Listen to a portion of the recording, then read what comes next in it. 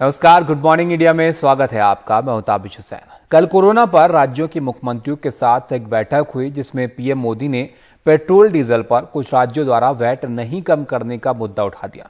इशारों में उन्होंने गैर बीजेपी राज्यों पर वैट कम न करने को लेकर निशाना साधा और इसमें पीएम ने कहा कि कई राज्यों ने वैट कम नहीं कर राजस्व कमाया, जबकि गुजरात और कर्नाटक जैसे राज्यों को वैट कम करने से 5 से 6 हजार करोड़ का नुकसान हुआ, लेकिन वहां की जनता को इससे राहत जरूर मिली। प्रधानमंत्री ने एक बार फिर राज्यों से अपील करते हुए कहा कि तेल को लेकर दुनिया भर में चल रहे संकट के बीच वो वैट कम कर लोगों को राहत दें। हालांकि पीएम मोदी के बयान के बाद विपक्ष इसे लेकर हमलावर दिखा। छत्तीसगढ़ के मुख्यमंत्री भूपेश बघेल ने कहा कि केंद्र खुद पेट्रोल के दाम बढ़ाता है और राज्यों से इसे कम करने की बात करता है। वहीं ममता बनर्जी ने एक कदम आगे बढ़ते हुए पीएम मोदी पर भ्रम फैलाने का आरोप लगा दिया। उन्होंने कहा कि इस तरह की मीटिंग एक तरफा होती हैं और राज्यों को अपनी बात रखने का मौका नहीं दिया जाता है। ममता ने कहा कि केंद्र अगर पश्चिम बंगाल के बकाया पैसे का भुगतान कर दे तो बीजेपी शासित राज्यों से पेट्रोल डीजल पर अधिक राहत दे सकेंगी।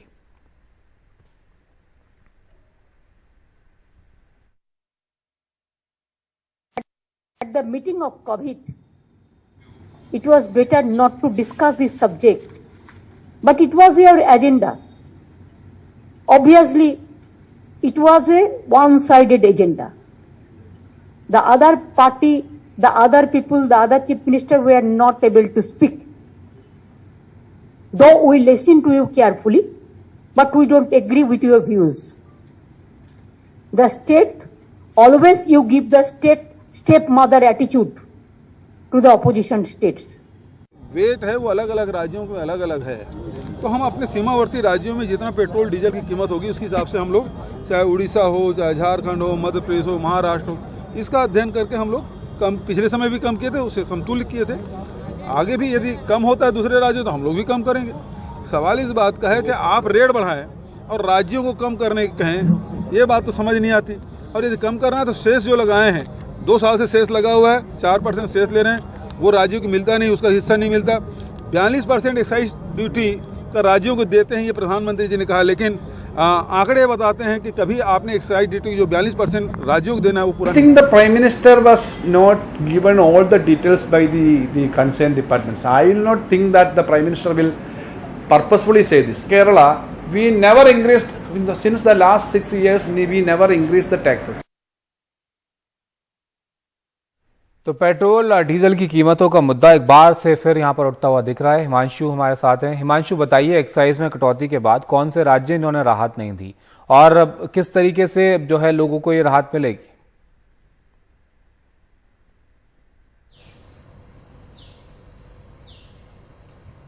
जी तविश, अपना सवाल दोहराएं। हिमांशु, जो मुद्दा फिलहाल बना हुआ है फिर से वही सवाल है कि किसकी तरफ से जो है राहत नहीं पहुंचाई जा रही है लोगों को, पेट्रोल की कीमतें कम आखिर कैसे हों? पीएम की इस बात के बाद कौन से राज्य हैं जो अपनी तरफ से लोगों को राहत नहीं दे रहे हैं? यहां पर देखिए, 2 महत्वपूर्ण सवाल है। 4 नवंबर 2021 को प्रधानमंत्री नरेंद्र मोदी की सरकार ने एक्साइज ड्यूटी पेट्रोल और डीजल पर घटाने का फैसला किया था और उसके साथ ही बहुत सारे बीजेपी शासित राज्यों ने अपने अपने स्टेट्स में जो वो वैट और सेल्स टैक्स लगाते हैं पेट्रोल डीजल पर, उसमें कटौती का ऐलान किया था। लेकिन 7 राज्य हैं, महाराष्ट्र, पश्चिम बंगाल, तेलंगाना, आंध्र प्रदेश, केरल, झारखंड और तमिलनाडु, और इन राज्य सरकारों ने उस 4 नवंबर को भारत सरकार ने जो ये फैसला किया था और साथ में राज्य सरकारों से अपील भी किया था कि वो अपने अपने यहाँ जो सेल्स टैक्स और वैट वो लगाते हैं उसमें वो कटौती करने का ऐलान अगर करेंगे तो आम लोगों को बहुत राहत मिल सकती है। लेकिन इन 7 राज्य सरकारों ने अभी तक ये कटौती नहीं की है और इसलिए ये सवाल आज कल प्रधानमंत्री ने उठाया है और जिसके बाद आप देखेंगे कि एक बड़ी राष्ट्रीय बहस टैक्स के मसले पर छिड़ गई है। देखिए, मुश्किल ये है कि हर राज्य की अपनी अर्थव्यवस्था है, वहां की आर्थिक स्थिति अलग है और वहां जो राज्य सरकारें हैं वो अपने अपने यहाँ आर्थिक स्थिति जो वहां पर है उसके अनुपात में फैसले करती है और इसलिए कुछ राज्य सरकारों ने कटौती नहीं की आपको नहीं भूलना चाहिए कि एक कोरोना संक्रमण का दौर रहा है और इस दौरान जो राजस्व की बहुत नुकसान भी बहुत सारे राज्य सरकारों को हुआ है, तो उसके अनुपात में ही ये फैसला उन्होंने लिया था। दूसरी महत्वपूर्ण बात यह है कि वैट और सेल्स टैक्स जो है वो एड वैलोरम लगाया जाता है पेट्रोल डीजल पर, यानी इसका सीधा मतलब होता है कि जैसे जैसे पेट्रोल और डीजल की रिटेल प्राइस बढ़ती जाती है उसी अनुपात में जो राज्य सरकारों का जो हिस्सा है वो भी बढ़ता जाता है। और इसलिए जब ये कहा जाता है कि 10 रुपए पेट्रोल और 10 रुपए डीजल महंगा हुआ 22 मार्च 2022 के बाद आज तक, तो इसमें सबसे ज्यादा फायदा राज्य सरकारों को हुआ है, क्योंकि केंद्र सरकार की जो एक्साइज ड्यूटी है वो फिक्स्ड ड्यूटी होती है, उसकी कीमत फिक्स्ड होती है प्रति लीटर पेट्रोल और डीजल, और इसलिए सरकार की तरफ से ये अपील की गई। लेकिन जो रिएक्शंस मिले हैं मुख्यमंत्रियों की तरफ से, जो तीखी प्रतिक्रिया सामने आई है, उससे बहुत साफ है कि बहुत सारी राज्य सरकारें अभी फिलहाल सेल्स टैक्स और वैट घटाने के लिए तैयार नहीं है। तभी और एक्साइज ड्यूटी भी तो एक बड़ा मुद्दा है यहाँ पर हिमांशु, उसको लेकर राज्य निशाना साधते रहते हैं कि सेंटर जो है इस पर फैसला ले ले। ऐसे में एक बार फिर से ये चर्चा जो है यहाँ पर उठ सकती है कि इसको आप जीएसटी के दायरे में क्यों नहीं ले लेते हैं? देखिए, मुश्किल सवाल है। इससे पहले जो लखनऊ में जीएसटी की बैठक हुई थी उसमें ये सवाल वित्त मंत्री ने उठाया था और उस दौरान इस पर आम सहमति नहीं बनी थी और कई राज्य सरकारों ने बहुत साफ तौर पर इसमें कहा था, जो वित्त मंत्री वहां बैठक में शामिल थे, कि ये प्रस्ताव क्योंकि इस एजेंडे में नहीं है, वो तैयारी करके नहीं आए हैं और एक बहुत ही मुश्किल पेचीदा सवाल है, इस पर चर्चा भी नहीं हो सकती। तो इस पर विस्तार से चर्चा भी नहीं हो पाई थी जो जीएसटी की जो बैठक हुई थी लखनऊ में। तो बहुत साफ है कि इस मसले पर राजनीतिक सहमति नहीं है और जो राज्य सरकारें हैं, अधिकतर राज्य सरकारें फिलहाल जीएसटी के दायरे में इसको शामिल किया जाए इसके लिए तैयार नहीं है। और इसका सीधा मतलब ये भी है कि अगर आप जीएसटी के दायरे में लाएंगे तो जो हाईएस्ट स्लैब है वो 28% का है और अभी जो टैक्स पेट्रोल डीजल पर देश में लगता है वो 50 से 55% तक है। मैं आंकड़े देख रहा था तबिश, एक आखिरी महत्वपूर्ण बात आपके सामने रखना चाहता हूं।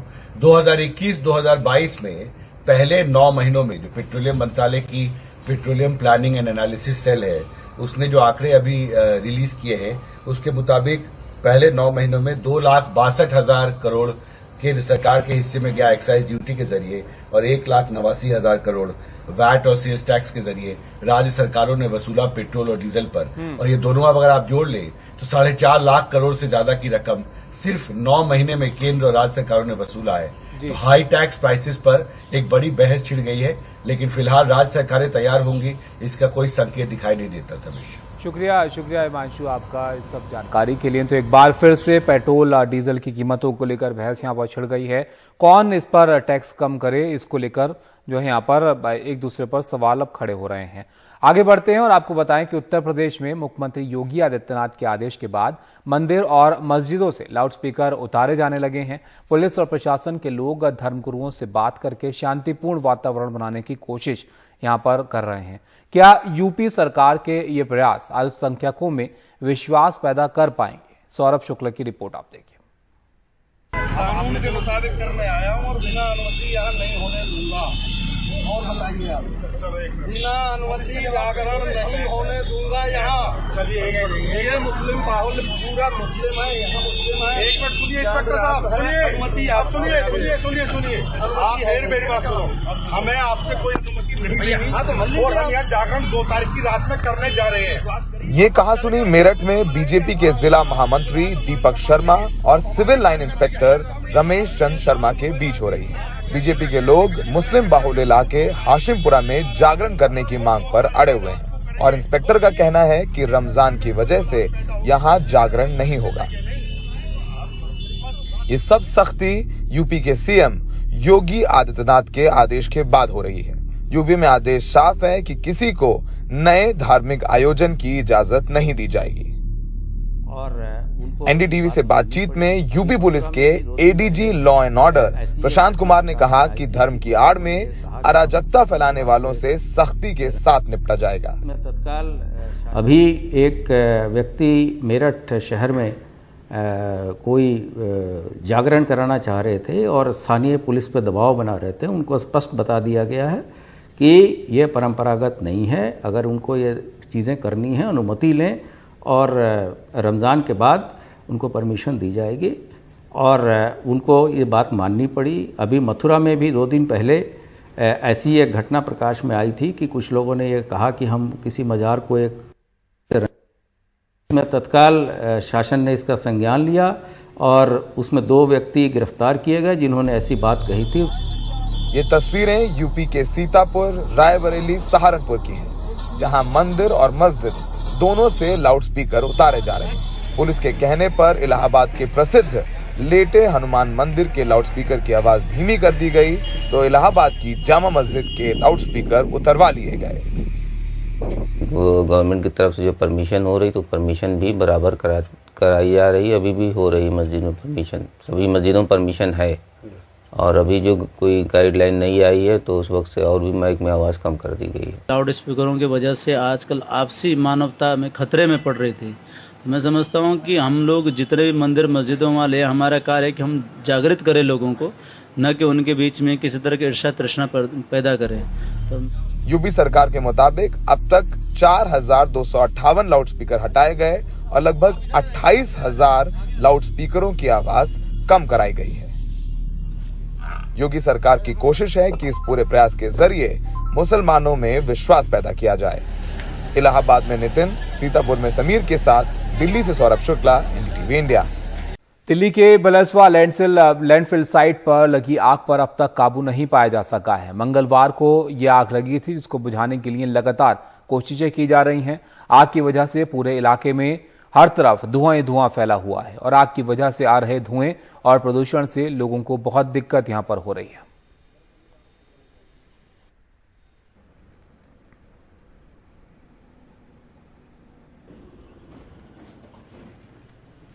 तो ये तस्वीरें आप देख रहे हैं इस लैंडफिल साइट की, जहां पर चारों तरफ जो है वो आग जगह जगह पर लगी हुई दिख रही है और इसकी वजह से जो धुआं निकल रहा है, जाहिर है वेस्ट का धुआं है, तो ये काफ़ी लोगों को दिक्कत पहुंचा रहा है। और ये आज सुबह की तस्वीर जो है आप यहां पर देखिए, इस आग की वजह से किस तरीके से धुआं जो है वो हवा में नजर आ रहा है और इसको बुझाने की भी कोशिश लगातार की जा रही है, लेकिन क्योंकि एरिया ये बहुत बड़ा है तो इसलिए इसमें भी वक्त लग रहा है और फायर ब्रिगेड की जो गाड़ियां हैं वो यहाँ पर कोशिश कर रही हैं कि किस तरीके से इस आग को बुझाया जाए, क्योंकि ये जो धुआं है ये काफ़ी नुकसानदायक है और इससे लोगों को परेशानी भी बहुत हो रही है।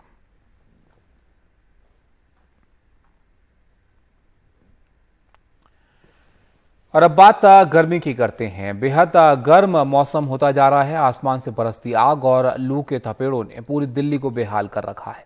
दिल्ली में जो गर्मी हो रही है और बढ़ते तापमान की वजह से येलो अलर्ट यहां पर जारी किया गया है और मौसम विभाग ने अगले 2 दिनों में दिल्ली के कुछ इलाकों में तापमान 46 डिग्री तक पहुंचने का अनुमान लगाया है। मौसम विभाग के मुताबिक उत्तर भारत के कई इलाकों में 29 अप्रैल को धूल भरी आंधी भी चल सकती है। मौसम विभाग का ये भी कहना है कि 1 और 2 मई को तापमान में कुछ गिरावट आ सकती है। आपको बता दें कि दिल्ली के सिटी फोर्ट इलाके में कल पारा 44.2 डिग्री तक दर्ज किया गया।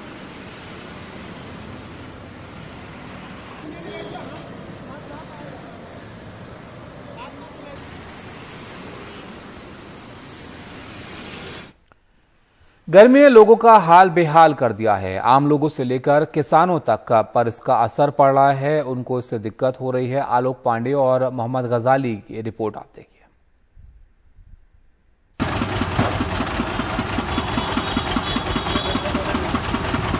देश के कई हिस्सों में तापमान तेजी से बढ़ रहा है और फिलहाल राहत के आसार दिख नहीं रहे हैं।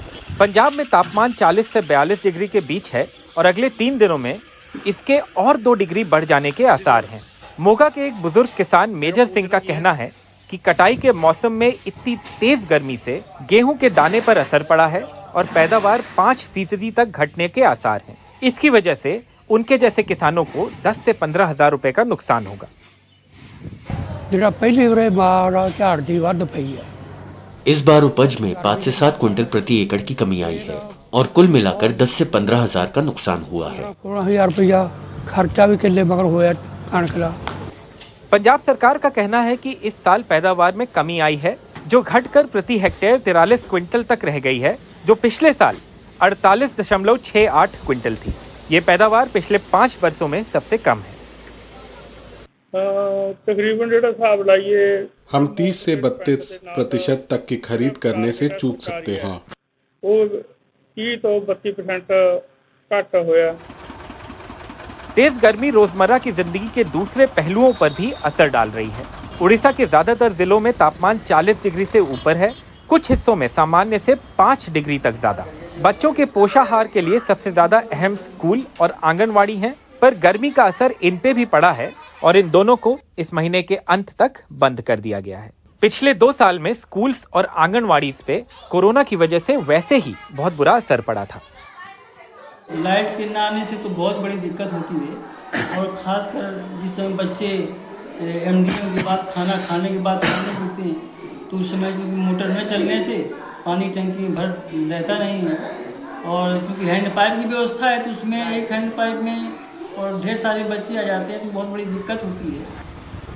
उत्तर प्रदेश में तेज गर्मी के दौरान छोटे शहरों और ग्रामीण इलाकों को बिजली की कटौती झेलनी पड़ रही है। हरदोई में तापमान 41 डिग्री है, जो सामान्य से 2.5 डिग्री ज्यादा है। ऐसे में स्कूल से पूरे दिन लाइट गायब रहती है। क्या अगले कुछ दिनों में इस तापमान और भीषण गर्मी से कोई राहत मिलेगी? जवाब है ना। मेट डिपार्टमेंट के हिसाब से दिल्ली में अगले कुछ दिनों में तापमान 46 डिग्री तक पहुंच सकता है और पंजाब और हरियाणा में जो हीट वेव है वो भी कम से कम मई के पहले हफ्ते तक तो रहेगी ही। मोहम्मद गजाली, मोहम्मद आसिफ और कैमरा पर्सन राजेश गुप्ता के साथ आलोक पांडे, एनडीटीवी इंडिया। कोरोना के बढ़ते मामलों के बीच प्रधानमंत्री नरेंद्र मोदी ने सभी राज्यों के मुख्यमंत्रियों के साथ बैठक की और कोरोना की चुनौती को लेकर कहा कि यह अभी टली नहीं है, लिहाजा अब भी होशियार रहने की जरूरत है। कोरोना के मामले लगातार बढ़ रहे हैं। इस बीच पीएम मोदी ने मुख्यमंत्रियों के साथ बैठक की। कोरोना के दौर में मुख्यमंत्रियों के साथ पीएम मोदी की ये 24वीं बैठक है। प्रधानमंत्री ने मुख्यमंत्रियों से कहा कि पिछले 2 हफ्तों से कुछ राज्यों में मामले बढ़ रहे हैं, लिहाजा हमें सतर्क रहने की जरूरत है। तीसरी लहर के दौरान राज्यों के साथ हुए तालमेल की वजह से ही कहीं भी कोरोना अनियंत्रित नहीं हुआ। ऐसा ही तालमेल आगे भी रहना चाहिए। अस्पताल में भर्ती इन्फ्लुएंजा के मरीजों का 100% आरटीपीसीआर टेस्ट हो, जो पॉजिटिव हो उसको जीनोम सीक्वेंसिंग के लिए भेजें। हेल्थ इंफ्रा को अपग्रेड करने का काम तेजी से चलता रहना चाहिए ताकि जरूरत पड़े तो संकट न आए। ये स्पष्ट है कि कोरोना की चुनौती अभी पूरी तरह से टली नहीं है। पिछले 2 हफ्तों से जिस तरह से कुछ राज्यों में केसेस बढ़ रहे हैं उससे हमें अलर्ट रहने की जरूरत है। मोदी ने टेस्ट, ट्रैक और ट्रीट की रणनीति के अलावा टीके के प्रभाव को भी दोहराया। जोर दिया कि कोरोना से बचाव के लिए वैक्सीन सबसे बड़ा कवच है। लंबे समय बाद स्कूल्स खुले हैं, क्लासेस शुरू हुई है। ऐसे में कोरोना केसेस के बढ़ने से कहीं ना कहीं पेरेंट्स के लिए चिंता बढ़ रही है। कुछ स्कूल्स में बच्चों के संक्रमित होने के मामले में भी कुछ न कुछ खबरें आ रही है, लेकिन संतोष का विषय है कि ज्यादा से ज्यादा बच्चों को भी वैक्सीन का कवच मिल रहा है। सभी एलिजिबल बच्चों का जल्द से जल्द टीकाकरण यह हमारी प्राथमिकता है। बहरूपीय वायरस का कुछ पता नहीं, ऐसे में तैयार रहना और तैयारी रखना जरूरी है। ऐसे में राज्यों के साथ तालमेल वो अहम कड़ी है जिसके दम पर इस महामारी की मार को कम किया जा सके। नई दिल्ली से परिमल कुमार, एनडीटीवी इंडिया। दिल्ली में पिछले 24 घंटे में कोरोना के मामले 1300 को पार कर गए हैं। 6 फरवरी के बाद सबसे ज्यादा 1367 मामले सामने आए हैं और इस दौरान कोरोना से दिल्ली में एक व्यक्ति की मौत हुई है। दिल्ली में आज संक्रमण की दर 4.5% रही और दिल्ली में सक्रिय मरीजों की संख्या 4832 तक पहुंच गई है। 10 फरवरी के बाद सबसे ज्यादा सक्रिय मरीज आज हैं। चीन में कोविड के मामले बढ़ते जो मामले हैं वो उसका असर देखने को मिल रहा है और भारत में भी सप्लाई चेन गड़बड़ा गई है और भाड़े की दरें भी कई गुना बढ़ गई हैं। भारतीय बाजार में चीन से अरबों डॉलर का सामान आयात होता है और यहां उसका असर अब पड़ने लगा है। एशिया के सबसे बड़े इलेक्ट्रॉनिक्स थोक बाजार दिल्ली के लाजपत राय मार्केट में चीन के हाल में कोविड की वजह से सप्लाई चेन में आई रुकावट का असर साफ दिख रहा है। एलईडी टीवी पैनल से लेकर स्पीकर्स और केबल से लेकर कनेक्टर्स तक भारत चीन से करीब 9 अरब डॉलर का इलेक्ट्रॉनिक सामान हर साल आयात करता है। लेकिन चीन के शेंजन जैसे टेक और उत्पाद केंद्रों में लॉकडाउन और जहाजरानी के लिए कर्मियों की कमी का भारतीय बाजार पर असर पड़ा है। Our market has been affected in many folds. हमारे बाजार पर कई तरह का असर पड़ा है। कई ऐसा सामान है जो चीन से मंगा नहीं पा रहे हैं। तैयार माल भी नहीं आ पा रहा है क्योंकि मजदूर नहीं है। भाड़े के दाम 3 गुना बढ़ गए हैं। कंटेनर्स महंगे हो गए हैं। LED TVs, panels, home theatres और स्पीकर्स मंगाने का भाड़ा भी बढ़ गया है। पहले अगर 100 एलईडी पैनल्स लाने का भाड़ा $900 था तो अब वो $3000 हो गया है, 3 गुना महंगा। भारत में बिकने वाले ज्यादातर टीवी किफायती सेगमेंट वाले होते हैं, यानी टीवी के दाम बहुत ज्यादा तो नहीं बढ़ेंगे, लेकिन आने वाले दिनों में निर्माताओं की तरफ से अगर जरा से भी दाम बढ़े तो कम आमदनी वाले ग्राहक प्रभावित होंगे। It is only getting affected within last 2 months. पिछले 2 महीने से सप्लाई चेन में रुकावट आई है। अगर कोई चीज 25,000 की संख्या में चाहिए तो बस 5 से 7,000 पीस ही मिलते हैं। कहीं कारखाने बंद हैं तो कहीं बंदरगाह या फिर जहाज ही नहीं है। 2021 में भारत ने 97.5 अरब डॉलर का सामान चीन से आयात किया, जो 2020 से 46.1% ज्यादा था। चीन से इलेक्ट्रॉनिक सामान के पुर्जे, ऑटोमोबाइल, स्मार्टफोन, टेलीकॉम, रसायन और उर्वरक आयात हुए। सेमीकंडक्टरों या चिप्स के आयात के लिए भारत चीन पर निर्भर है। स्मार्टफोन से लेकर कंप्यूटर, विकसित मेडिकल उपकरण, आधुनिक गाड़ियां सेमीकंडक्टर पर चलते हैं। भारत में ऑटोमोबाइल के 26% पुर्जे चीन से आते हैं। हालांकि ऑटो निर्माता सेमीकंडक्टर की कमी पर चुप्पी साधे हुए हैं, लेकिन विशेषज्ञों का कहना है कि मौजूदा संकट के कारण गाड़ियों को खरीदने की लाइन और लंबी हो जाएगी। पिछले साल के लॉकडाउन में सभी सेमीकंडक्टर्स को घरेलू उपकरणों में लगा दिया गया था, क्योंकि सभी लोग घरों पर थे। जब ऑटोमोबाइल क्षेत्र का बाजार संभला तब तक उस सेक्टर का कोटा खत्म हो चुका था। सेमीकंडक्टर भले छोटा सा पुर्जा हो, लेकिन उसे बनने में 35 से 40 दिन लग जाते हैं। ताइवान और चीन जैसे चंद देशों में ही वो बनते हैं। सेमीकंडक्टर बनाने के लिए कच्चा माल भी कम हो गया है। फिलहाल सेमीकंडक्टर्स की भारी किल्लत है। कार निर्माता ग्राहक को ये नहीं बताना चाहते, लेकिन कई गाड़ियों को खरीदने की कतार लंबी होती जा रही है।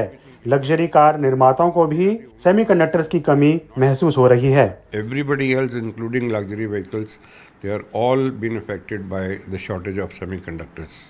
जिस तरह से चाइना में कोविड के केस लगातार बढ़ रहे हैं और वहां के लॉकडाउन में कोई नरमी नहीं बरती जा रही है, ऐसे में भारतीय बाजारों के लिए फिलहाल राहत की उम्मीद नहीं है।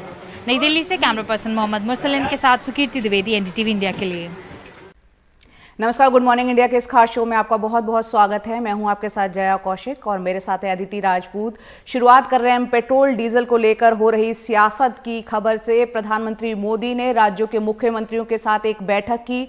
हालांकि ये बैठक तो कोरोना के बढ़ते हुए मामलों को लेकर थी, लेकिन प्रधानमंत्री ने पेट्रोल डीजल पर कुछ राज्यों के टैक्स कम नहीं करने का मुद्दा उठा दिया और इशारों में गैर बीजेपी राज्यों पर वैट कम न करने को लेकर निशाना साधा। पीएम ने कहा कि कई राज्यों ने वैट कम नहीं कर राजस्व कमाया, जबकि गुजरात और कर्नाटक जैसे राज्यों को वैट कम करने से 5 से 6 हजार करोड़ का नुकसान हुआ।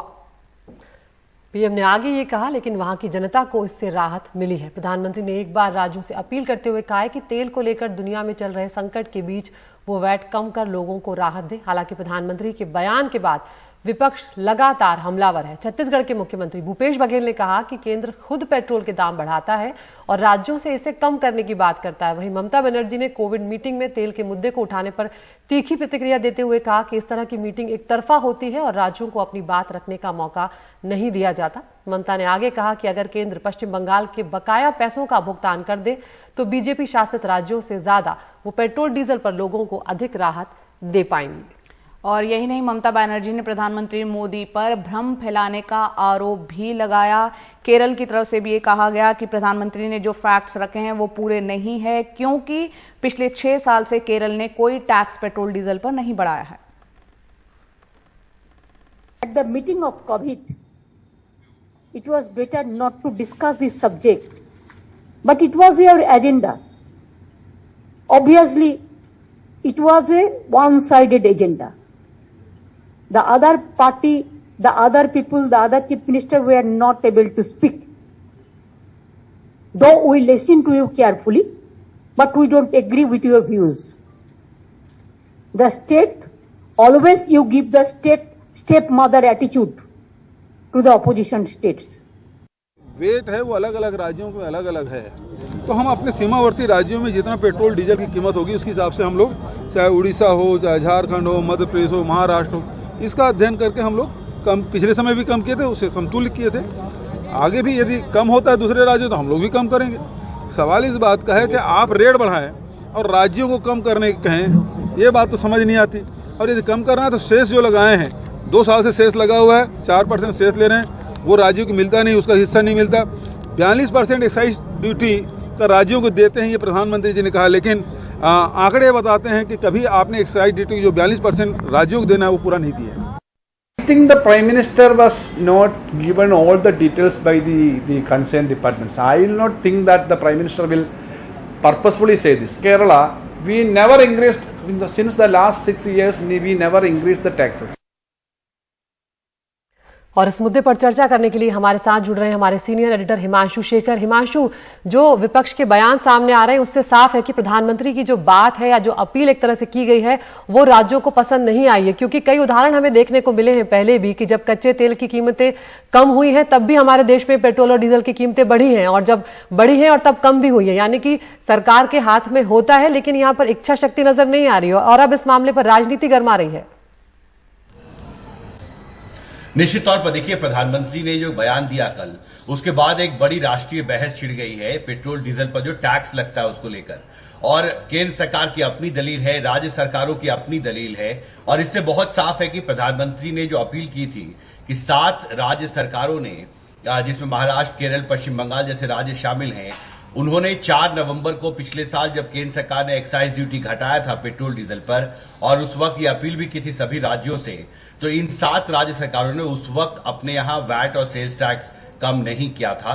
और अब क्योंकि देखिए इसमें केंद्र की दलील यह है कि जब भी पेट्रोल और डीजल की कीमतें बढ़ती हैं तो क्योंकि सेल्स टैक्स और वैट जो है वो एड वैलोरम लगाया जाता है पेट्रोल और डीजल पर, इसका मतलब ये होता है कि परसेंटेज के हिसाब से जो कीमत होती है उसका शेयर, उसका हिस्सा राज्य सरकारों के पास जाता है। और इसलिए जो 22 मार्च से अब तक जो 10 रुपए पेट्रोल और 10 रुपए डीजल महंगा हुआ है, उसका एक बड़ा हिस्सा, सबसे ज्यादा फायदा राज्यों को हुआ है, और केंद्र सरकार चाहती है कि राज्य सरकारें वैट और सेल्स टैक्स घटाए। लेकिन केंद्र राज्य सरकारों की तरफ से जो प्रतिक्रिया आई है विपक्ष शासित राज्यों से, उसमें यह कहा जा रहा है कि आप सेस लेते हैं 4% और वो राज्यों के साथ शेयर नहीं किया जाता है। तो अभी लेकिन एक बड़ा सवाल यह भी है कि मैं आंकड़े देख रहा था कि पेट्रोलियम मंत्रालय के ताजा आंकड़ों के मुताबिक 5,62,000 टोटल कंट्रीब्यूशन था पेट्रोलियम सेक्टर का एक्सचेकर को, और अगर आप सिर्फ एक्साइज ड्यूटी और वैट को देखें तो 4,52,000 करोड़ रुपए केंद्र और राज्य सरकारों के हिस्से में आए हैं 2021-2022 के पहले 9 महीनों में ही। तो निश्चित तौर पर एक हाई टैक्स जो लगता है पेट्रोल डीजल पर, वो सवाल बड़ा हो गया है। जी बिल्कुल, चाहे एक्साइज हो चाहे वैट हो, बड़ा लगता है और लोगों के लिए बहुत भारी पड़ता है। यहाँ पर हिमांशु, ममता बनर्जी साफ तौर पर कह रही है कोविड की मीटिंग थी, लेकिन यहाँ पर मुद्दा ये उठा दिया गया, विपक्ष को निशाना बनाया गया, जहां पर बीजेपी, गैर बीजेपी जो है शासित राज्य हैं उनको निशाने पर लिया गया। आपसे आंकड़ों के मुताबिक समझना चाह रहे हैं कि यहाँ पर वो कह रही हैं ममता बनर्जी करीब 97,000 करोड़ बकाया है केंद्र का, जो कि पश्चिम बंगाल को देना है, उसमें से आधा पैसा भी अगर मिल जाए तो वो पेट्रोल डीजल के वो दाम कम कर देंगी जो कि बीजेपी शासित राज्यों में भी नहीं हो। केरल कह रहा है कि प्रधानमंत्री ने जो फैक्ट्स रखे हैं वो पूरे नहीं है, 6 साल से हमने टैक्स नहीं भराया। कितनी राजनीति हो रही है और आंकड़े क्या बता रहे हैं? देखिए, आंकड़ों के मुताबिक 2021-2022 के पहले 9 महीनों में एक्साइज ड्यूटी से करीब 2,62,000 करोड़ रुपए की कमाई केंद्र सरकार की हुई, जो एक्साइज ड्यूटी पेट्रोल डीजल पर केंद्र सरकार के हिस्से में जाता है। और जो वैट और सेल्स टैक्स से जो कलेक्शन रहा है पहले 9 महीनों में 2021-2022 में, उसमें राज्यों के हिस्से में 1,89,000 करोड़ रुपए गए हैं। और अगर आप दोनों को जोड़ लें तो 4,52,000 करोड़ रुपया जो है वो टोटल कलेक्शन हुआ है केंद्र और राज्य सरकारों द्वारा, एक्साइज ड्यूटी से भी और वैट और सेल्स टैक्स से भी। सवाल ये उठ रहा है कि ये जो कमाई हो रही है केंद्र और राज्य सरकारों की, इसका कितना हिस्सा किसके पास जाता आता। आपने देखा छत्तीसगढ़ के मुख्यमंत्री कह रहे थे कि जो 15th फाइनेंस कमीशन है उसके फॉर्मूले के हिसाब से करीब 42% जो एक्साइज ड्यूटी भारत सरकार कलेक्ट करती है वो राज्यों के साथ केंद्र को शेयर करना होता है, लेकिन उन्होंने कहा कि हमें 42% के हिसाब से पैसे नहीं दिए जा रहे हैं। अब ममता बनर्जी की अपनी लिस्ट है जो ड्यूज हैं उनकी, और वो ये कह रही है केंद्र सरकार हमारे ड्यूज क्लियर नहीं कर रही है। केरल सरकार की अपनी दलील है। देखिए ये बहुत ही पेचीदा सवाल है और दोनों ही पक्षों की तरफ से, केंद्र और राज्य सरकारों की तरफ से, विशेषकर जो विपक्ष शासित राज्य हैं उनकी तरफ से जो सवाल उठाए जा रहे हैं, जो आरोप लगाए जा रहे हैं, मुझे लगता है देखना बहुत महत्वपूर्ण होगा कि केंद्र सरकार की तरफ से इस पर क्या स्पष्टीकरण सामने आता है। बिल्कुल, वो स्पष्टीकरण का सभी को इंतजार रहेगा क्योंकि इसको लेकर जमकर राजनीति हो रही है और उसका नुकसान कहीं ना कहीं एक आम इंसान को पहुंच रहा है। बहुत बहुत शुक्रिया हिमांशु शेखर इस पूरी जानकारी के लिए। आगे बढ़ते और बात करते हैं कांग्रेस के वरिष्ठ नेता पी चिदम्बरम की, जिन्होंने एनडीटीवी को इंटरव्यू में कहा है कि बहुत सारी अटकलों के बावजूद प्रशांत किशोर ने जो प्रेजेंटेशन कांग्रेस पार्टी को दिया उसमें नेतृत्व का मुद्दा शामिल नहीं था। चिदम्बरम का कहना है कि प्रशांत किशोर के डेटा विश्लेषण बहुत प्रभावित करने वाले थे। इसमें से कुछ प्रपोजल पार्टी लागू करेगी। दरअसल ये सवाल इसलिए उठ रहे थे क्योंकि कहा यह जा रहा था कि प्रशांत किशोर बहुत ज्यादा कंट्रोल चाह रहे थे और वो नेतृत्व में एक बड़ी भूमिका चाह रहे थे और इसी वजह से वो उन्होंने कांग्रेस जो है उसका जो प्रपोजल था वो ठुकरा दिया क्योंकि उन्हें जो चाहिए था वो नहीं मिल रहा था। उस पर चिदम्बरम की ये सफाई आई है। Why did talks between your party and PK break down ultimately? Well, I heard your intro. There was no breakdown. We offered him a place in the Empowered Action Group. He said that he was not in a position to be part of an Empowered Action Group, and therefore the matter was closed. Maybe he wants to still retain his independence as a consultant advisor. See, after all, he is advising several other political parties. और अब उत्तर प्रदेश की बात करते हैं, जहां पर मुख्यमंत्री योगी आदित्यनाथ के आदेश के बाद मंदिर और मस्जिदों से लाउडस्पीकर उतारे जाने लगे हैं। सबसे पहले मथुरा में लगाए गए लाउडस्पीकर हटाए गए, उसके बाद गोरखपुर के गोरखनाथ मंदिर से भी लाउडस्पीकर की आवाज जो है वो धीमी कर दी गई। बुधवार तक 72 घंटों के अभियान में धर्मस्थलों से 10,923 अवैध लाउडस्पीकर हटवाए गए, जबकि धर्मस्थलों पर लगे 35,221 लाउडस्पीकरों की आवाज तय मानकों के हिसाब से कम कराई गई। पुलिस और प्रशासन के लोग धर्मगुरुओं से बात कर रहे हैं ताकि शांतिपूर्ण वातावरण बनाने की वहां पर कोशिशें लगातार जारी रही, लेकिन सवाल बार बार ये उठ रहा है क्या यूपी सरकार के ये प्रयास अल्पसंख्यकों में विश्वास पैदा कर पाएंगे। दिल्ली के कुछ इलाकों में अतिक्रमण को लेकर एमसीडी के सर्वे को लेकर बीजेपी और आम आदमी पार्टी आमने सामने हैं। कल दक्षिण दिल्ली नगर निगम के अधिकारी जैतपुर में सर्वे करने निकले थे। आधिकारिक तौर पर तो बताया ही जा रहा है कि यह सर्वे अतिक्रमण की पहचान के लिए है, लेकिन असल में एमसीडी के अधिकारी उन जगहों की पहचान कर रहे थे जहां पर बांग्लादेशी या रोहिंग्या रहते हैं।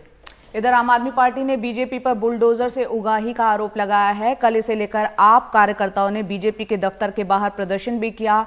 आम आदमी पार्टी का आरोप है कि दिल्ली नगर निगम लोगों को धमकी दे रही है कि पैसे दो वरना बुलडोजर से आपका मकान दुकान तोड़ देंगे। जहांगीरपुरी में नगर निगम ने अतिक्रमण को हटाने के लिए बुलडोजर चलाया था, तभी से बीजेपी और आम आदमी पार्टी आमने सामने है। एनडीटीवी से बातचीत में यहां के लोगों का कहना है जैतपुर में कि ये केवल समुदाय विशेष को परेशान करने के लिए किया जा रहा है, इसके पीछे राजनीति है। दक्षिणी दिल्ली नगर निगम के अधिकारी एक सर्वे कर रहे हैं जिसमें जो भी इंक्रोचमेंट है या जो लोग अवैध तरीके से रह रहे हैं उनको हटाने की बात की जा रही है। आप देखें कि यहाँ पर जैतपुर में दक्षिणी दिल्ली नगर निगम के मेयर हैं, उनके साथ में कमिश्नर हैं और उनकी पूरी टीम है जो सर्वे कर रही है। ये सर्वे अचानक किया जा रहा है। दिल्ली में कुछ जगहों को चिन्हित किया गया है और उन जगहों पर सर्वे किया जा रहा है। मैं बात करने की कोशिश करूंगा जो मेयर है यहाँ के और उनसे पूछूंगा। आप देखें कि ये पूरा इलाका है, ये जैतपुर का इलाका है जहाँ पर ये सर्वे किया जा रहा है और इस सर्वे में 12 जगहों को पूरी दिल्ली में चिन्हित किया गया है जिसमें जैतपुर का इलाका भी है। और जो मुकेश सूर्याम है जो यहाँ के मेयर हैं उनसे बात करते हैं और पूछेंगे कि आखिर ये सर्वे किस लिए किया जा रहा है। दिल्ली में एमसीडी के चुनाव होने वाले हैं और उसको देखते हुए उसके ठीक पहले ये सर्वे किया जा रहा है। अभी जहांगीरपुरी का मुद्दा शांत नहीं हुआ था, लेकिन एमसीडी के अधिकारी अचानक से एक बार फिर सर्वे करने निकल पड़े हैं। ये कोई तोड़फोड़ नहीं हो रही है, लेकिन सर्वे करने के लिए ये लोग यहाँ पर निकल पड़े हैं। आप देखें कि तमाम जो जगह हैं यहाँ पर जो नगर निगम के अधिकारी हैं वो यहाँ पर पहुंचे हैं। हालांकि बुलडोजर कब चलेगा ये देखना होगा। मुकेश जी, ये सर्वे किस लिए हो रहा है? ये तो रेगुलर मेरा इंस्पेक्शन रहता है, अरवाड़ों में जाता रहता हूँ, लेकिन यहाँ पर काफी शिकायतें आ रही थी कि यहाँ पे भारी संख्या में रोंगियों ने बांग्लादेश सरकारी जमीन पे अवैध अतिक्रमण करके अपने घर बसाने का काम करे। यहाँ पर अनऑथराइज्ड कॉलोनियां काटी जा रही हैं, तो उसको आज सर्वे हमने रखा, उसको देखने का काम करेंगे, उसको सर्वे करेंगे और उस पर कार्रवाई करेंगे। ये तो बहुत दिन से रह रहे हैं यहाँ पर, पहले कार्रवाई क्यों नहीं की आप लोगों ने? देखिए, राज्य सरकार की मानसिकता ठीक नहीं है। राज्य सरकार की ड्यूटी बनती है, राज्य सरकार की नैतिक जिम्मेदारी बनती है कि इस तरह की कॉलोनी ना बसे, इस तरह की कॉलोनी ना कटे, लेकिन राज्य सरकार हर तरह से हर पहलू पर फेल है। इसलिए किया जा रहा है कि एमसीडी चुनाव होने वाले हैं, उसको देखते हुए अचानक से आपने बांग्लादेशियों का और रोहिंग्याओं का मुद्दा उठा दिया है। चुनाव तो आते जाते रहते, हम कभी चुनाव की राजनीति नहीं करते, हम काम की राजनीति करते हैं, इसलिए काम के आधार पर हम राजनीति कर रहे हैं। इस इलाके में क्या केवल रोहिंग्या और जो बांग्लादेशी उन्हीं के खिलाफ कार्रवाई की जाएगी या बाकी सबके खिलाफ कार्रवाई? मैंने आपको बताया, जो भी अवैध अतिक्रमण है, अवैध कब्जा है, उन सब पर जाकर हम लोग उनको सबको हटाने का काम करेंगे, उन पर हम कार्रवाई करेंगे। कोई अनुमान है कितने लोग यहाँ पर रह रहे होंगे इस तरह से? अभी आप साथ चलते रहिए, देखने को मिल जाएगा। तो बिल्कुल, ये है दक्षिणी दिल्ली नगर निगम के मेयर मुकेश सूर्याम का कहना यह है कि जो भी बांग्लादेशी और रोहिंग्या अवैध तरीके से यहाँ पर रह रहा है उसको यहाँ से हटाया जाएगा। खास बात यह है कि एमसीडी चुनाव के ठीक पहले बीजेपी ने जो जिसके अंडर ये एमसीडी आती है उसने ये मुद्दा बनाया है और देखना होगा कि क्या कुछ इसमें कार्रवाई होती है, बुलडोजर कब चलता है। लेकिन फिलहाल एक मुद्दा बना दिया गया है और जिसमें कहा जा रहा है कि जो रोहिंग्या और बांग्लादेशी हैं उनको हटाया जाएगा। नई दिल्ली से कैमरामैन प्रेम सिंह के साथ मैं मुकेश सिंह, एनडीटीवी इंडिया। और जैसा कि आप जानते हैं कि 100 से ज्यादा पूर्व नौकरशाहों ने पीएम को एक खुला पत्र लिखा है। पत्र की जो भाषा है ये चिट्ठी है इसमें, जिसमें कि देश में जो कुछ हो रहा है उसके बारे में प्रधानमंत्री से अपील की गई है। हमारे साथ दिल्ली के पूर्व लेफ्टिनेंट गवर्नर, जामिया के पूर्व वाइस चांसलर नजीब जंग साहब जुड़ रहे हैं। सर, आपका बहुत बहुत शुक्रिया, आपने वक्त निकाला एनडीटीवी से बातचीत करने के लिए। सर, मेरा पहला सवाल है, प्रधानमंत्री की चुप्पी डिस्टर्बिंग है? मनोरंजन, पहले मैं आपको थोड़ा बैकग्राउंड बताऊं कि ये जो हमारा ग्रुप है इसको हम कहते हैं कॉन्स्टिट्यूशनल कॉन्डक्ट ग्रुप, और हम करीब 200 इसमें सिविल सर्वेंट्स मौजूद हैं, जिसमें आईएएस भी हैं, आईएफएस भी हैं, इनकम टैक्स वाले भी हैं, वगैरह वगैरह।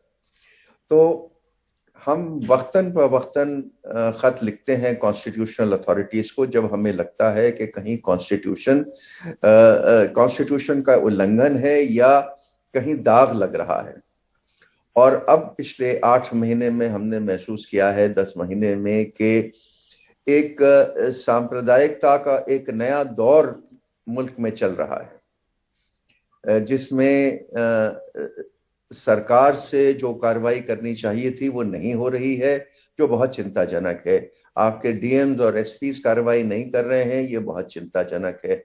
और एक बात जो सामने आ रही है कि वो ये है कि जो अल्पसंख्यक समुदाय हैं, जिसमें मुसलमान, सिख, क्रिश्चियन सभी शामिल हैं, इनमें एक भय का माहौल बनता जा रहा है। तो उसको देखते हुए हमने ये खत लिखा है और प्रधानमंत्री जी से अनुरोध किया है, क्योंकि हमारा ये मानना है कि हिंदुस्तान में एक पर्सनैलिटी है, एक शख्स है जिनकी बात हिंदुस्तान सुनता है, और प्रधानमंत्री एक बहुत कद्दावर नेता हैं। अगर प्रधानमंत्री एक इशारा कर देंगे तो ये वारदात रुक जाएंगी, और रुकेंगी नहीं तो यकीनन कम होंगी, क्योंकि जो लोग इनको इनकरेज करते हैं उनको एक इशारा मिलेगा कि ये सब नहीं चल सकता। इसलिए हमने ये खत लिखा है। आपने लिखा है आप लोगों ने कि असम, दिल्ली, गुजरात, हरियाणा, कर्नाटक, मध्य प्रदेश, उत्तर प्रदेश और उत्तराखंड ये सभी बीजेपी रूल्ड स्टेट हैं। दिल्ली का भी नाम लिया है, जहां पर कि सेंट्रली दिल्ली जो है केंद्रीय सरकार गवर्न करती है। इन्हीं राज्यों में क्यों हो रहा है? क्या ये एक पैटर्न है? क्या ये एक डिजाइन है? हाँ, आप ये कह सकते हैं कि ये ज्यादातर दंगे जो हुए हैं और ये वारदात हुई हैं, ये बीजेपी रूल्ड स्टेट्स में हुई हैं। इसीलिए हमें ज्यादा चिंता है, क्योंकि अगर आप गैर बीजेपी स्टेट्स देखें, अगर आप तमिलनाडु देखें, केरला देखें, आंध्र प्रदेश देखें या तेलंगाना देखें, महाराष्ट्र देखें, तो ऐसी घटनाएं नहीं हो रही हैं। तो इसका मतलब ये है कि वहां का जो प्रशासन है वो ज्यादा जागरूक है और इसको कंट्रोल करने की इच्छा रखता है, इसको कंट्रोल करने की ताकत रखता है। और ये करना बड़ा जरूरी है, क्योंकि हिंदुस्तान के लिए अच्छा नहीं है कि 20% अल्पसंख्यक आज की तारीख में अपने आप को खौफजदा महसूस करें। आप तो जीवन भर प्रशासनिक अधिकारी रहे, आईएएस रहे, क्या आपको लगता है कि हमारे जो आईएएस है या आईपीएस है, इसका सांप्रदायिककरण होता जा रहा है? देखिए, मुझे बहुत दुख है, क्योंकि मैंने तो इस सरकार की 45 साल सेवा की है, 44 साल सेवा की है। मेरे जो साथी हैं, बाकी जिन्होंने चिट्ठियां लिखी हैं, इनकी 35, 36 साल की नौकरियां हैं, जिसमें से नेशनल सिक्योरिटी एडवाइजर भी हैं, फॉरेन सेक्रेटरी भी हैं, होम सेक्रेटरी भी हैं। तो हमें इल्म है कि प्रशासन कैसे चलाया जाता है, और केंद्रीय सरकार के लिखित ऑर्डर्स हैं कि कहीं भी अगर सांप्रदायिक दंगा हो तो उसको कंट्रोल करने की जिम्मेदारी एसपी और कलेक्टर की होती है। तो अगर आज का कलेक्टर या एसपी अपनी जिम्मेदारी नहीं निभा रहा है तो वो कहीं ना कहीं किसी दबाव में काम कर रहा है, और ये हमारे लिए पूर्व नौकरशाहों के लिए एक शर्म की बात है, क्योंकि हमारा इतिहास रहा है कि हम दंगे कंट्रोल करते हैं, और अगर हम नहीं कर सकते ये हमारी शर्म की बात है। तो एक दबाव काम कर रहा है सुप्रीम कोर्ट का भी। जो धर्म संसद होना था उत्तराखंड में, सुप्रीम कोर्ट ने कहा कि चीफ सेक्रेटरी जो है वो इसके लिए दोषी होंगे, तो वहां नहीं हुई धर्म संसद। इसका मतलब यदि आप दबाव काम करवाना चाहें तो आप करवा सकते हैं। मैं आपसे यही तो कह रहा हूं, मेरा कहना आपसे बिल्कुल यही है कि जहां प्रशासन काम करता है, देखिए सरदार पटेल का एक बहुत उल्लेखनीय बयान था कि जब दिल्ली में दंगे हो रहे थे 1947 में, कि 4 दिन में मुझे 24 घंटे में दंगा कंट्रोल चाहिए, मैं एसपी और कलेक्टर को जिम्मेदार मानूंगा, और दंगा कंट्रोल हुआ। तो इसलिए ये आपको समझना पड़ेगा कि जहां एसपी और कलेक्टर का कंट्रोल नहीं होता अपनी पुलिस प्रशासन पे, वो हो रहा है। कोई वजह नहीं है कि आप कंट्रोल नहीं कर सकते। दूसरा जो चीज है, क्या सर आपको लगता है लोगों में, या लोगों जो एक वर्ग है जो कि पॉलिटिकल अवेयर है, जो कि एक पार्टी विशेष से, उसको कानून का डर नहीं है? ये बिल्कुल ये सही बात है कि कुछ लोगों को ऐसा लग रहा है कि हमको शय मिल रही है कि हम ऐसा कर लें, और इसीलिए हमने ये चिट्ठी लिखी है प्रधानमंत्री को, क्योंकि हमारा ये मानना है कि प्रधानमंत्री इतने संवेदनशील हैं, और उनकी बात अगर कही जाएगी तो ये लोग समझेंगे। प्रधानमंत्री तो उनको एक डांट लगा देंगे कि ये बंद करिए। ये चल नहीं सकता। लेकिन प्रधानमंत्री तो, लेकिन सवाल तो वही है सर, प्रधानमंत्री चुप हैं। उनकी चुप्पी जो मैंने पहला सवाल पूछा था, क्या आपको लगता नहीं कि काफी डिस्टर्बिंग है? इसीलिए हमने चिट्ठी लिखी है कि हमें बहुत डिस्टर्बिंग लगता है, लेकिन हमें उम्मीद है, हम ऑप्टिमिस्टिक हैं कि प्रधानमंत्री हमारी अपील सुनेंगे, क्योंकि हमारा चिट्ठी का अगर आखिरी पैराग्राफ आप देखें, आखिरी सेंटेंस देखें, तो हमने ये अनुरोध किया है कि आजादी के अमृत महोत्सव के रोज के दौरान हम आपसे अनुरोध कर रहे हैं कि आप ये अपील करें कि हिंदुस्तान में बहबूदी रहे, शांति रहे, और अल्पसंख्यक अपने आप को खौफजदा महसूस न करें। सर, कहीं आपको किसी वक्त लगता है कि भारत एक हिंदू राष्ट्र की तरफ बढ़ रहा है? ये जो 200 लोग हैं जिन्होंने दस्तखत की है, इनकी सबकी ये सोच है कि धीरे धीरे एक आइडियोलॉजी है जो चाहती है कि भारत हिंदू राष्ट्र बने। अब देखिए, हिंदू राष्ट्र की भी कई डेफिनेशंस हैं जो आपसे पहले भी चर्चा हो चुकी है। हिंदू राष्ट्र इस संविधान के तहत होने में कोई हर्ज नहीं है। मैं भी हिंदू हूं क्योंकि मैं हिंदुस्तान में पैदा हुआ हूं, प्लीज अंडरस्टैंड दिस। मैंने बार बार ये कहा है कि 80% हिंदुस्तान आज सांप्रदायिक नहीं है, क्योंकि 80% यहाँ की जनता हिंदू है। तो हिंदू राष्ट्र भले आप मुकर्रर कर दें, लेकिन हिंदू राष्ट्र होते हुए ये नहीं इसका मतलब कि अल्पसंख्यकों के अधिकार कुछ कम किए जाएं, या उनके साथ मारपीट की जाए, या उनके साथ कोई ज्यादती की जाए। ये फर्क है। ये मेरा एक अंतिम सवाल यही है कि पहनावे में क्या खाएंगे, इबादत करने में लाउड स्पीकर के आवाज कम करो, लाउड स्पीकर हटाओ, बुलडोजर चलाओ, क्या इससे भी आगे दिन देखने आपको बाकी रह गए, या आपको लगता है इस चिट्ठी के बाद फर्क पड़ जाएगा? चिट्ठी के बाद तो फर्क तब पड़ेगा अगर प्रधानमंत्री कुछ बोले, नहीं तो कोई फर्क नहीं पड़ेगा। लेकिन देखिए ये जो रिस्ट्रिक्शंस हैं खाने पे और अजान पे, ये बड़े बचपने की बातें हैं। आप और मैं बार बार कहता हूं, अपना डीएनए टेस्ट करा लीजिए, एक ही डीएनए है आपका और मेरा जी। हम यहीं पैदा हुए हैं, यहीं मरेंगे, और जो कब्र का जो आखिरी अंधेरा है वो बहुत गुप अंधेरा है, उसमें हम सबको जाना है। तो ये छोटी सी जिंदगी है, इसमें हम लोग भाईचारे से रहें, हम ये समझें कि अब हिंदुस्तानी है। देखिए दुनिया में बहुत एक तूफान सा आया हुआ है। आप यूक्रेन देखें, आप अफगानिस्तान देखें, पाकिस्तान देखें, श्रीलंका देखें, हमारा मुल्क एक ओएसिस है जिसको हमें बचा के रखना है। ये आपकी मेरी सबकी जिम्मेदारी है, और उसी की उम्मीद रख के हमने प्रधानमंत्री से निवेदन किया है कि कृपया आप एक अनुरोध करें अपने लोगों से, इन लोगों से जो रास्ता भटक गए हैं, कि रास्ता हिंदुस्तान का भाईचारे का और प्रेम का है, और कोई रास्ता नहीं। शुक्रिया सर आपके। मुझे लगता है इतनी संजीदगी से आपने बात ये अपील की है, चिट्ठी भी लिखी है करीब 150 से ज़्यादा पूर्व नौकरशाहों ने।